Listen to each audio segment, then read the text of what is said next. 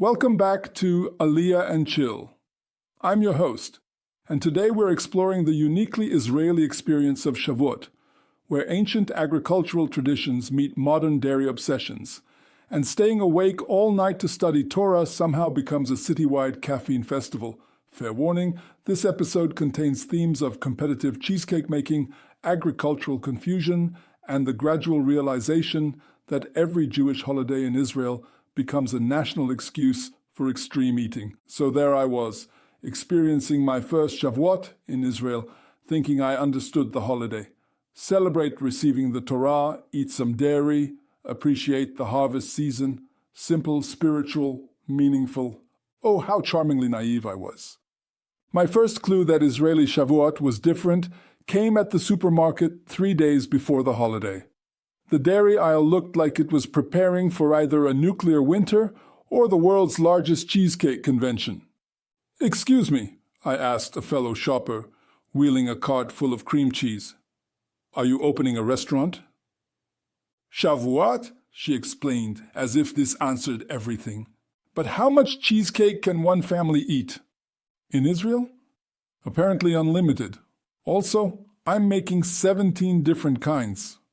17?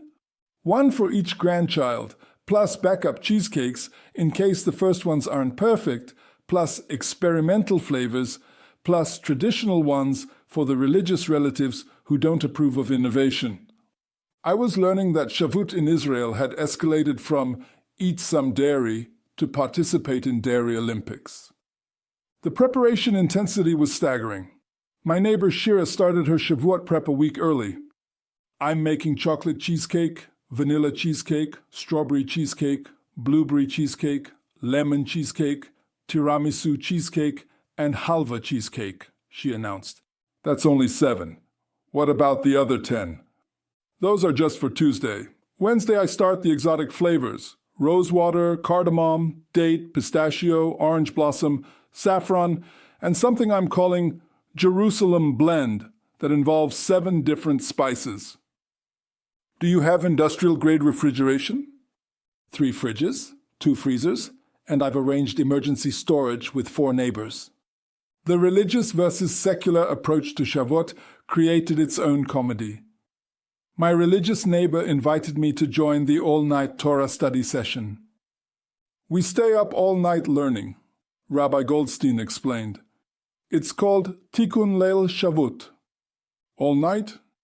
"Until sunrise. Very spiritual, very meaningful." "And you eat cheesecake while studying?" "Of course, can't learn on empty stomach." Meanwhile, my secular friends had their own interpretation.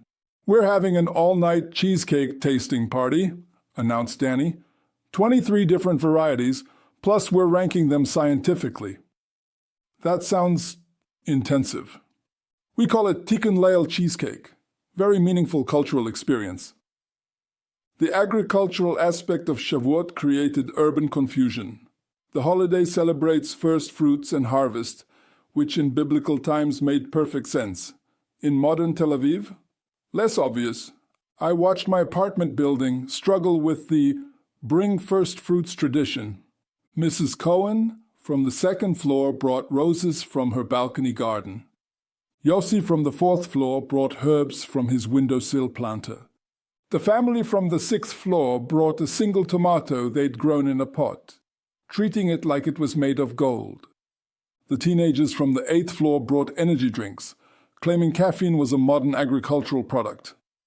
"This isn't exactly biblical agriculture," I noted. "Agriculture is agriculture," declared Mrs. Cohen. "My balcony roses are first fruits of urban farming." The heat management became a logistical nightmare. Shavuot falls in late spring, early summer, when Israel is warming up significantly. Combining dairy-heavy meals with increasing temperatures requires strategic planning that would impress military commanders. "Why are we eating heavy dairy food in 30-degree weather?" I asked my friend Rachel. "Tradition," she replied, sweating while cutting another slice of chocolate cheesecake. "But wouldn't fruit salad be more appropriate for the weather?" "Fruit salad is not Shavuot. Cheesecake is Shavuot. We suffer for tradition." "Literally suffer?" The best holidays involve some suffering, shows commitment. The workplace dynamics were fascinating. Offices became cheesecake battlegrounds as colleagues competed to bring the most impressive dairy creations. Sarah from accounting brought triple-layer chocolate cheesecake, someone announced. Well, David from marketing brought cheesecake with actual gold leaf, came the counter report. Amateur hour, scoffed Michal from HR. I brought 7 mini cheesecakes representing the 7 species of biblical Israel. What are the 7 species? I have no idea, but they're all dairy-based now. The children's participation was particularly entertaining. Israeli kids approached Shavuot with the intensity of athletes preparing for the Olympics. Ima, I need you to make cheesecake for my class party, announced 8-year-old Noam. What kind? Better than Danny's mother's cheesecake. What did Danny's mother make? Chocolate chip cheesecake with cookies and candy. So you want me to escalate the classroom cheesecake arms race? Exactly. Our family honor depends on it. The health-conscious attempts to modify tradition were hilarious. I'm making sugar-free, gluten-free, dairy-free cheesecake, announced my fitness-obsessed neighbor. Isn't that just not cheesecake? It's conceptual cheesecake. The idea of cheesecake without the actual cheesecake? What's it made of? Cashews, dates, and hope. How does it taste? Like regret, but very healthy regret. The midnight Torah study sessions revealed their own cultural dynamics. I joined one at my local synagogue, Hour 1, serious scholarly discussion about receiving the Torah hour. 2. Philosophical debates about Jewish law. Hour 3.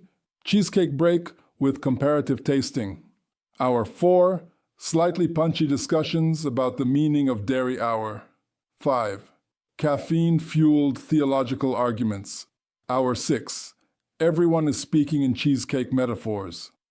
The Torah is like a perfect cheesecake, someone announced at 4 a.m. Rich, layered, and better when shared. That's either profound or we've had too much sugar, I whispered to my study partner. In Israel, those aren't mutually exclusive. The morning after revelations were educational. After staying up all night and consuming industrial quantities of dairy, the entire country seemed to move in slow motion. Coffee shops ran out of coffee by 8 a.m. Lactate sales spiked nationwide. The morning news included warnings about post-Shavuot digestive adjustment period. Half the population called in sick with dairy overload syndrome. This happens every year? I asked my co-worker, who was drinking his 4th espresso. Like clockwork. It's basically a national digestive reset.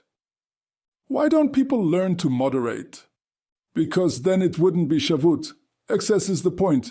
If you're not slightly uncomfortable, you're not celebrating properly. The cleanup phase was its own ordeal. My building looked like a cheesecake bomb had exploded. Empty cream cheese containers overflowed from every garbage can. Someone had left half a cheesecake in the stairwell with a note, "Too full, help yourself." The elevator smelled permanently of vanilla and regret. 3 families were hosting leftover cheesecake exchange parties. What do we do with 17 leftover cheesecakes? I asked Shira. Freeze them until next Shavuot. That's 11 months away. Exactly! Perfect timing! But despite the dairy overload, digestive chaos, and competitive cheesecake culture, there was something beautiful about Israeli Shavuot. The combination of ancient tradition with modern enthusiasm, the way entire communities came together over shared food experiences, and the uniquely Israeli ability to turn everything into a passionate competition. Plus, I discovered that 17 different types of cheesecake really do exist. And yes, it is possible to rank them scientifically. The halva cheesecake won, by the way. That's all for today's episode of Aliyah and Chill. Remember, Shavuot in Israel teaches you that every Jewish holiday is an opportunity for culinary competition, and there's no such thing as too much cheesecake. until there definitely is. And hey, if navigating Israeli holiday intensity while maintaining your digestive health sounds challenging, maybe it's time to call Easy Aliyah's VIP concierge service. We'll help you prepare for the cultural and dairy overload of Israeli celebrations. Until next time, pace your cheesecake consumption, stock up on lactate, and remember, in Israel, holiday excess is a form of religious devotion.